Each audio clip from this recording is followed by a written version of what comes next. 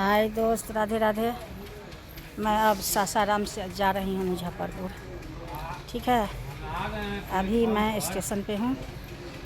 Train अभी नहीं आई है और ट्रेन का इंतज़ार कर रही हूँ। जब ट्रेन आएगी तो मैं आ जाऊँगी। ठीक है, तो मैं कह ये रही थी कि देश में जो है आदमी बेरोज़गार तो बहुत है ही, लेकिन जो रोज़गार वाले हैं ना वो भी बेरोज़गार हैं। क्यों बेरोज़गार हैं? क्योंकि वो दूसरे के चक्कर में पड़े रहते हैं।